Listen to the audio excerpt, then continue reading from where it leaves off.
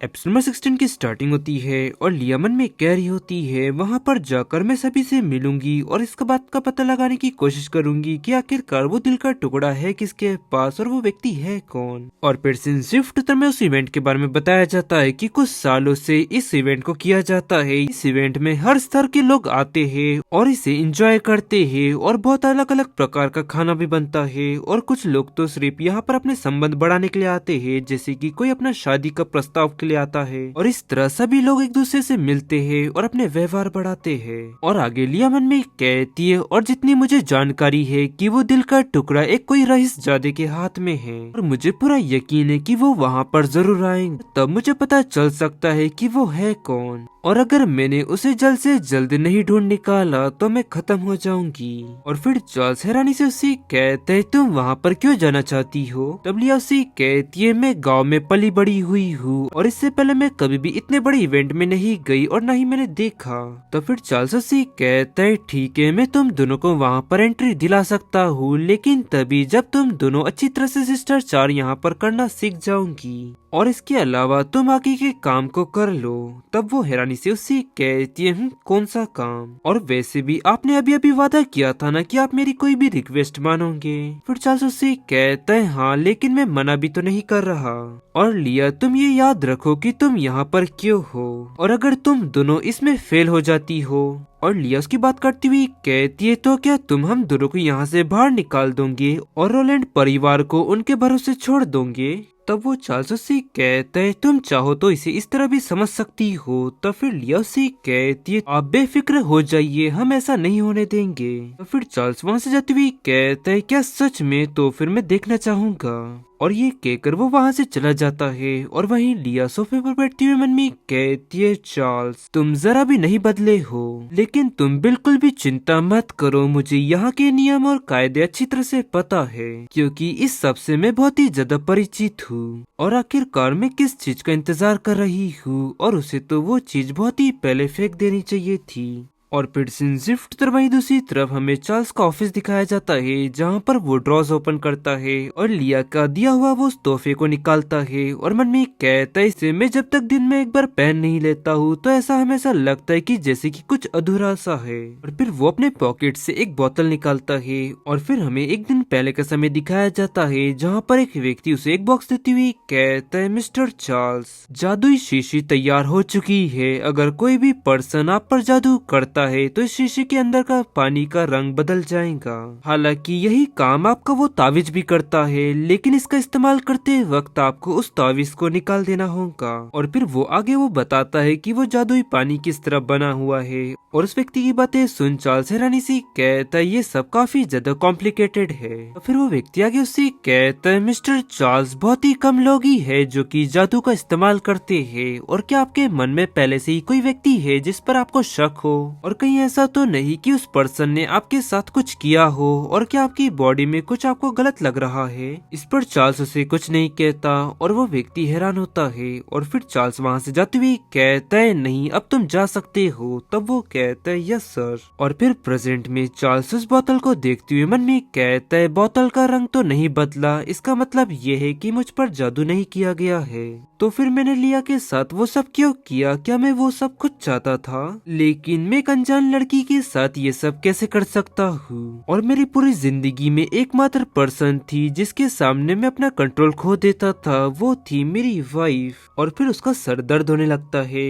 और फिर वो आगे कहता है ये कोई जादू बिल्कुल नहीं है, और क्या ऐसा हो सकता है कि उन दोनों के बीच में कोई संबंध हो। और तभी वहाँ पर मेड आती हुई कहती है मिस्टर चार्ल्स ये मैं हूँ। चार्ल्स उससे कहता है तुम इतनी देर से क्यों आई हो। तब वो इस पर कहती है मिस लिया के बारे में कुछ अजीब है, आज मैंने मिस लिया से उनकी पसंदीदा अगरबत्ती की स्मेल के बारे में पूछा तो उन्होंने कहा ग्रीन स्नो। उसकी ये बात सुन चार्ल्स थोड़ा हैरान होता है और पीछे घूमते हुए उससे कहता है कि आपको पूरा यकीन है कि उसने यही कहा था। तब वो मेड कहती है परिवार के कुछ लोग ही है जो कि ग्रीन स्नो के बारे में जानते हैं और कुछ बाहरी लोग हैं, और मैं पूरे यकीन से कह सकती हूँ कि उन्होंने ग्रीन स्नो ही कहा था। फिर चार्ल्स उससे कहता है ठीक है मैं समझ गया, अब तुम यहाँ से जा सकती हो। और आगे मन में कहता है उसे सिर्फ उस जाल के बारे में ही नहीं बल्कि उस ग्रीन स्नो के बारे में भी पता था, आखिरकार वो है कौन। और फिर शिफ्ट तरह में नेक्स्ट डे दिखाया जाता है जहाँ पर मेड कह रही होती है इस पीछे वाले बगीचे को एक नया बनाने की जरूरत है और इसीलिए महामंत्री ने आप दोनों पर इस काम को सौंपा है। ये सुन एलिस हैरानी से कहती है 1 मिनट रुकिए, क्या इस पूरी जगह को हमें एकदम नया बनाना है? तो फिर वो मेड आगे कहती है हाँ आप लोगों को सिर्फ प्लान बनाना है और ऑर्डर्स देना है, बाकी काम विशेषज्ञ संभाल लेंगे। और अगले महीने कुछ मेहमान आने वाले हैं और बगीचे का भी उनको दौरा कराया जाएगा और इसीलिए ये बहुत ही ज्यादा इम्पोर्टेंट है और कोई भी गलती नहीं होनी चाहिए। और फिर एलिस आगे बढ़ कहती है मेरे ख्याल से आपको ये काम किसी एक्सपर्ट को देना चाहिए। तब फिर लिया उसे रोकती हुई कहती है ठीक है हम सब कुछ देख लेंगे, आपको हम बिल्कुल भी निराश नहीं करेंगे। फिर मेड वो वहाँ से जाती हुई कहती है ठीक है तो फिर अब इस जगह को मैं आपके ऊपर छोड़ती हूँ। फिर एलिस उससे कहती है लिया चार्ल्स के कुछ मेहमान आने वाले हैं और अगर वो आकर यहाँ का दौरा करते हैं और इस सब से चार्ल्स अपमानित हुआ तो वो हमें कभी भी माफ नहीं करेगा। और वही लिया भी मन में कहती है बिल्कुल चार्ल्स ने इसकी प्लानिंग पहले से ही करके रखी थी, वो बहुत ही बड़ा कमीना है और इससे भी बुरा ये है कि हमने इस बगीचे को अच्छी तरह से तैयार नहीं किया तो वो हमें उस बैंक्वेट में कभी नहीं ले जाएगा। लिया उससे कहती है एलिस तुम इसे इस तरह देखो, अगर हम चार्ल्स के सामने खरा उतरते हैं तो उसके सामने हम हमारी योग्यता साबित कर सकते हैं। वैसे एलिस क्या तुमने अपने परिवार के आधे बगीचे का डिजाइन नहीं बनाया था? और अगर हम दोनों मिलकर ये काम करेंगे तो ये बहुत ही ज्यादा आसान रहेगा। तो फिर एलिस कहती है ठीक है लिया जब तुम यहाँ पर हो तो मुझे डर तो नहीं लग रहा है, देख लेना लिया मैं से कैपिटल सिटी का सबसे शानदार बगीचा बनाऊंगी। ये सुन वो सी कहती है मुझे यही उम्मीद थी तुमसे।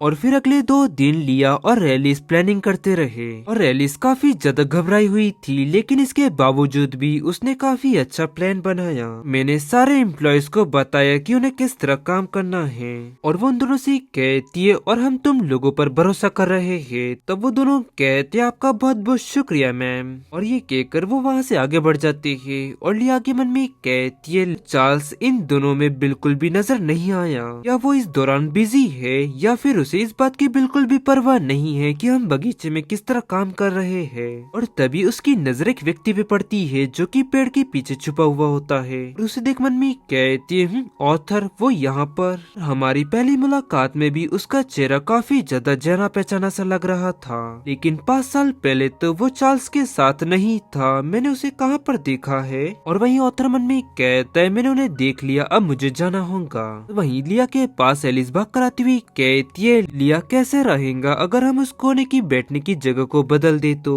तब इस पर लिया उसे कहती है हाँ मेरे ख्याल से ये सही रहेगा। लेकिन तभी अचानक उसका सर चकराने लगता है और वो गिर जाती है। उसे गिरता देख एलिस चिल्लाती हुई कहती है लिया।